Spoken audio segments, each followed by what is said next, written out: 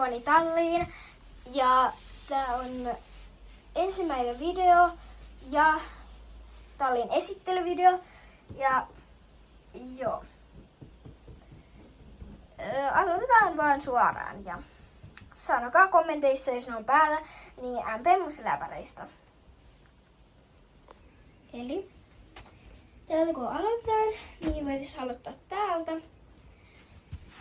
Eli täällä on tämmönen pinkki, joku, onko tää nyt joku pinkki, no sanotaan sitä nyt pinkiksi, niin tämmönen boksi, jossa on jotain reikiä tälleen.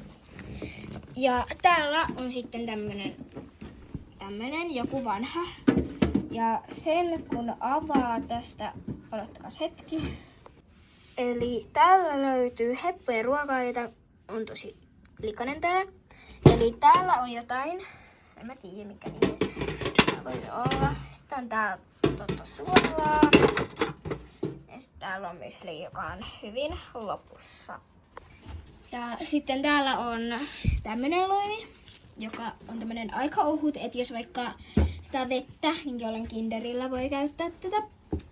Sitten on Mörön ainut loimi, eli tää on tämmönen toppaloimi, että tää karva tulee sisälle päin ja tää tulee ulospäin. Ja mä oon tehnyt tän itse, että tää on vähän tämmönen huonompi ja tässä on tämmönen kiinnityssysteemi. Sitten Kinderillä on tällainen samanlainen tehty, tai tämmönen samantyyppinen loimi, jossa on vaan tämmöstä mustaa, mutta se on ihan tämmönen, mä levitän nyt sen tähän maahan. Nyt tää on vähän likainen. Eli tässä on tämmönen täällä. Ja sitten on täällä toisessa tämmönen. Eli tää on sitten Kinderin toppaloimi ja tää on tehty niinku samalla tyylillä.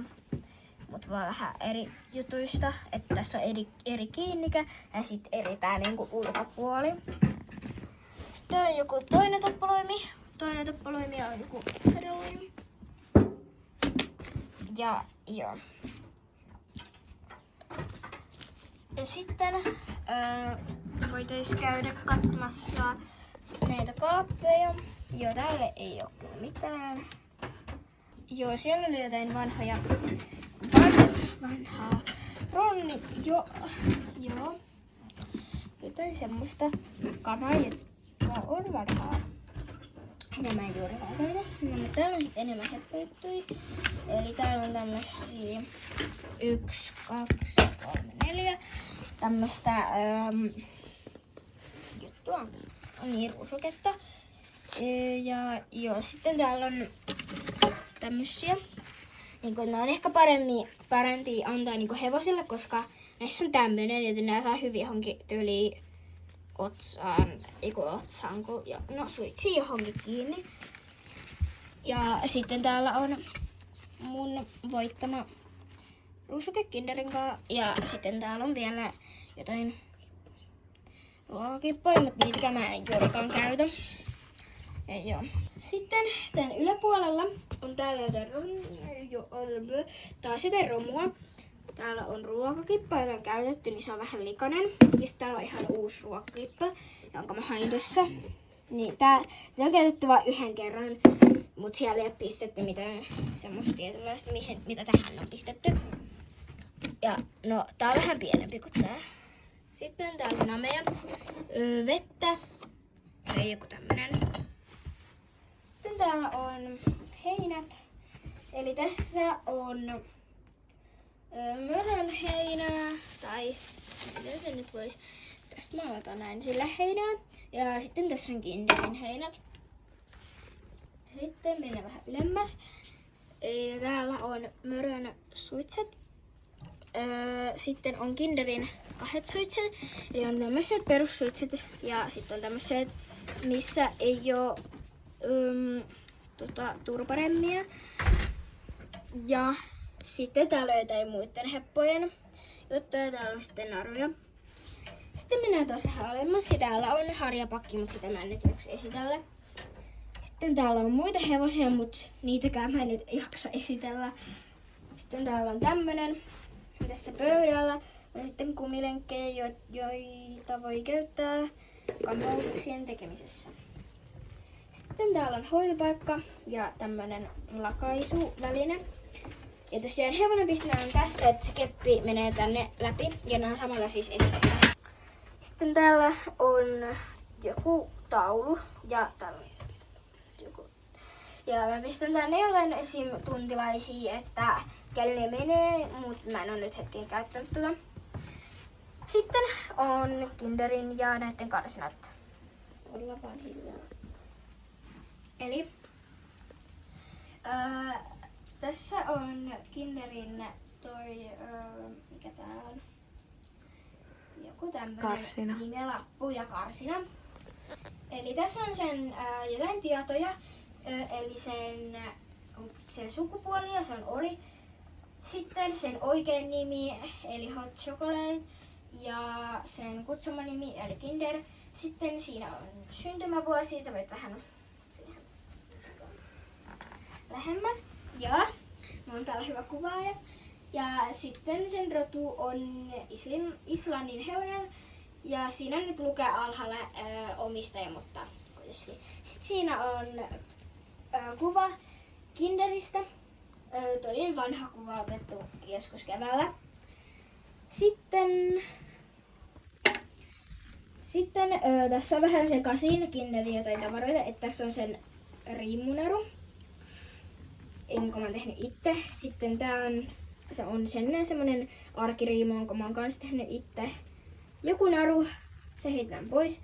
Ja tässä on sen tämmönen, että tätä käytetään yleensä laitumella sille, mutta ne on vähän tossa tolleen sekaisin. Sitten mennään karsinoihin. Ja tässä on tämmönen lukko, että no Kinderillä on vähän löysä lukko nykyään, mutta tää tosiaan avataan näin. Siellä on vähän piirustuksia, koska tää on aika vanha ja nää on siis oikeasti semmosia arkkuja. Ja sen takia niissä on tommoset katot. Ja joo, mutta siellä on Kinder ja sillä on tommosia lettejä sen harjassa ja otsaharjassa. Sitten oiskin Mörön karsina. Sillä on aika lailla samanlainen karsina kuin Kinderillä. Siinä on, että se on Ori. Sen oikea nimi on My Fav Mörkö. Ja no sitten sen kutsuma nimi on Mörkö.